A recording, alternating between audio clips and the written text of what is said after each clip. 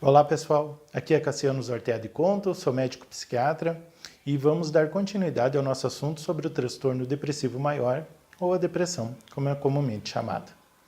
Então, será que existe depressão sem tristeza? Sim, existe.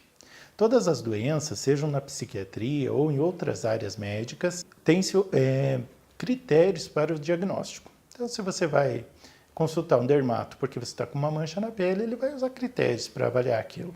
A cor, o relevo, simetria da mancha e outras características. Se você está com sintomas de uma doença da tireoide, o endócrino vai pedir exames hormonais da tireoide, vai palpar sua tireoide para ver se está aumentada, se tem algum nódulo.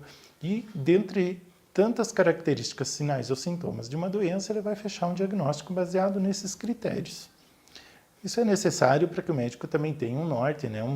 Uma forma de se orientar e não ficar no achismo, para que você tenha um diagnóstico de uma doença, tanto aqui, tanto na Europa, tanto nos Estados Unidos, ou como do outro lado do mundo.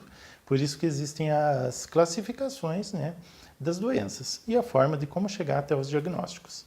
Mas eu expliquei isso só para você ter uma ideia de como é feito isso. E para voltar ao nosso assunto da depressão sem tristeza. Porque um dos critérios é que a pessoa tenha um humor deprimido, ou seja, sinta essa tristeza, ou perda de interesse ou de prazer naquilo que antes ela gostava muito de fazer, como eu falei no vídeo anterior. Então você pode ter simplesmente essa perda de prazer nas coisas que você gostava, além de alteração do peso, memória, inquietação, fadiga, tudo aquilo que falamos no vídeo anterior, sem ter uma tristeza. E você mesmo assim está deprimido. Por que isso? Talvez algumas pessoas não consigam perceber a tristeza. Tem pessoas que às vezes não conseguem expressar isso.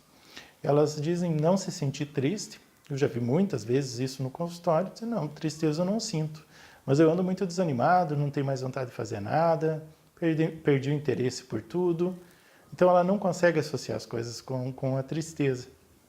Ela não descreve isso como tristeza. E realmente ela não sente isso.